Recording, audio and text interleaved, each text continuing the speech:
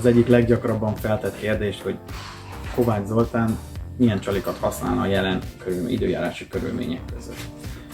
Most, hogyha megnézzük az időjárást, jelen pillanatban tavaszi idő van, április hónapban vagyunk, körülbelül a hőmérséklet ilyen 18-20 fok körül van a külső hőmérséklet, a tavak pedig általában ilyen 14 és 17 fok között vízhőmérséklet az általános.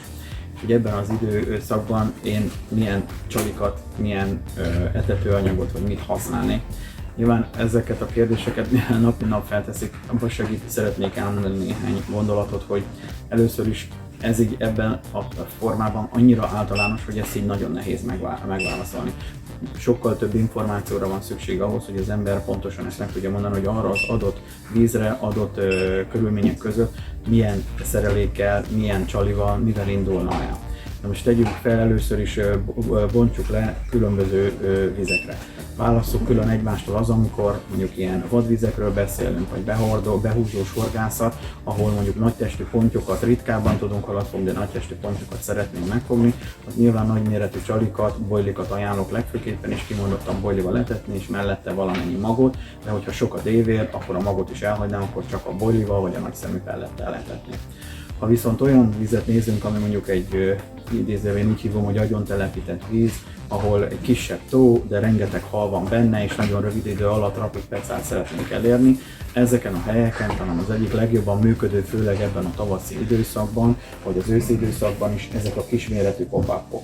Ha megnézitek, itt egy egész amit végig csak pop-upok vannak, és jogos a kérdés, hogy oké, hát de most nem vihetek magammal egy raklap pop-upot, hogy most akkor még a legaktuálisabb, még a legjobb, mivel indulni kell.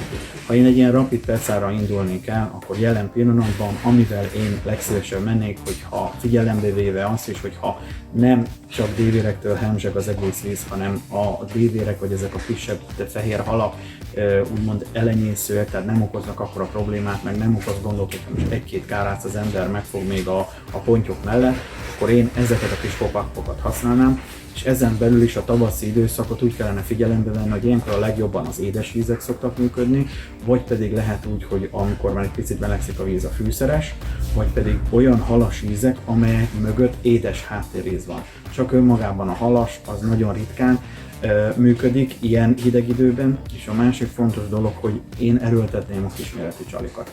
Volt olyan, amikor azzal szembesültem, például a Nagykállói horgásztóra mentem ki horgászni, az egész tavon horgáztak, és akkor azzal kezdték, hogy hát feleslegesen jöttél, mert most nem lehet halat fogni. Itt van a sok horgás, senki nem fog semmit.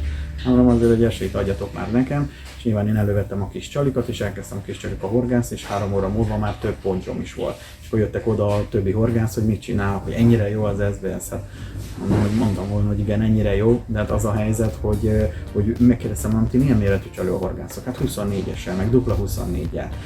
De hogy ő tavaly nyáron volt horgászni, és akkor azzal nagyon szépen fogta a nagytesti halakat.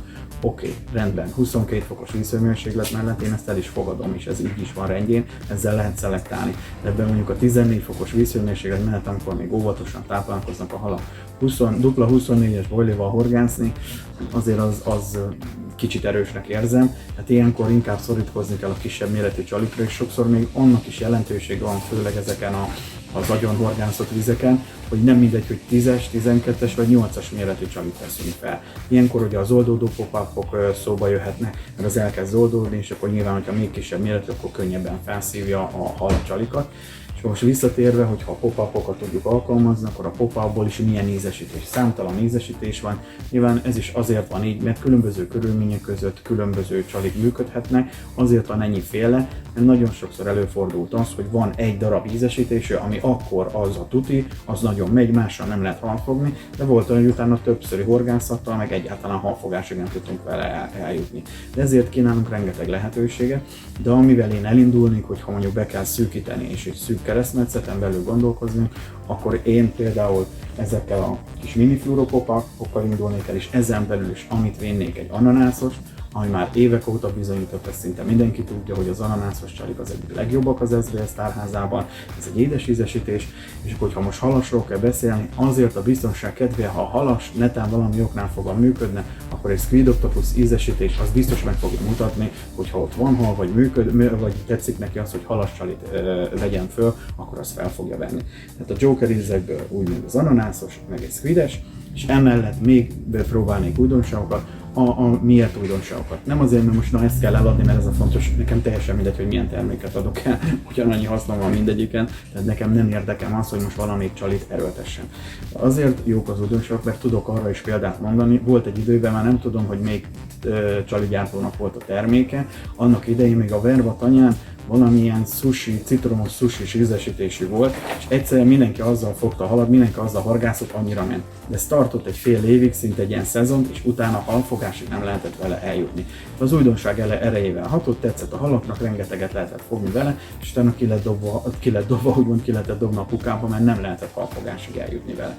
Ezt azért is fontosnak tartom elmondani, mert sokan vannak úgy, hogy most tavaly, meg 5 éve nagyon jól fogtam, az ilyen ízesítésű vagy egy zöld ízesítésű csalival, idén meg nem tudok vele jó eredményt elérni. Ez nem azért van, mert ilyenkor szoktak jönni a különböző teóriák, hogy biztos megváltoztatták az összetevőket, kihagytak belőle valamit, kivették, nem olyan, mint régen. Nálunk az SZVSZ-nél biztos, hogy nem így van. A más cégek nevében nem tudok nyilatkozni, de nálunk biztosan nem így van, de ez azért lehetséges, mert különböző időjárási körülmények között a víznek a kémiája, a víznek a különböző hatásai megváltoznak, és lehet, hogy azon körülmények között, ami előtte működött, megváltozik, mert például mondjuk lugosabb lesz, vagy több benne például az alga, akkor megváltozik a víznek a kémiája, és lehet, hogy más csalik, más ízesítések mögött lévő kémhatásokra fog jobban reagálni a hal. Tehát ez nem azt jelenti, hogy az a csali rossz, csak éppen abban az időszakban, azok között a körülmények között nem működik. Most elég sokat beszéltem erről, de összefoglalva a lényegét, hát még egyszer mondom, az ananászos, meg a squides ízesítést azt tudom ajánlani, az biztosan meg fogja mutatni, hogy vagy az édes, vagy a halasnál valamelyik fog működni, és amit még mellette, ami a két új ízesítés, ez a peach, ez az őszebarackos, és a limon, tehát ez a citrom narancsos, ez most nekünk nagyon jól működik, tehát én egy ananász, egy squid, meg ezzel a másik két, a barackos és a citromos narancsal bárhova, bármikor szívesen elmennék horgászni. Nyilván azt figyelembe véve, mivel ezek fluoroszínű csali, ezt is figyelembe kell venni, hogy például amikor a Desedán voltunk tesztelni, vagy a Desedán voltunk az országos bajnokságon, ott például, ha fluoroterméket, fluoroszínű csalit tettünk fel, akkor nem tudtunk halfogásig eljutni, azért, mert az egy vadvízebb, és a vadvízen ezektől a halak óvatosabbak voltak, és úgymond tartottak tőle. Amint felraktam mondjuk egy barna színűt, vagy egy sötét színűt, ami beleolvadt úgymond a környezetébe, azonnal tudtam halat fogni. Tehát, hogy nehogy azt mondja valaki, hogy na, Kovács Zoli megmondta, hogy akkor a fluorót fel kell tenni, és ez bárhol, bármikor, bármilyen körülmények között működik, ezt én nem tudom garantálni, de azokon a rapid vizeken, ahol ez nem okoz problémát, ezek fognak a legjobban működni. De hogy a kis csali szinte mindenütt fog működni, ahol nem okoz problémát a dévér vagy a keszeg, ez biztos, és akkor ahol viszont a fluoró nem működik, ott pedig ajánlom azokat a prémium ízesítésű termékeket, amelyek nem fluoroszínűek, hanem normál barna vagy sötétebb színű, és akkor ezeket fel lehet rakni. Megvan a csali, én ezekkel a csalikkal nagyon szívesen bárhova elindulnék, és biztos vagyok benne, hogy eredményt tudnék elérni, de nézzük meg, hogy ezekhez a csalikhoz milyen etetést, vagy milyen etetési módszert ajánlok, annélkül, hogy több 10 vagy több 20 000 forintot el kellene költeni erre.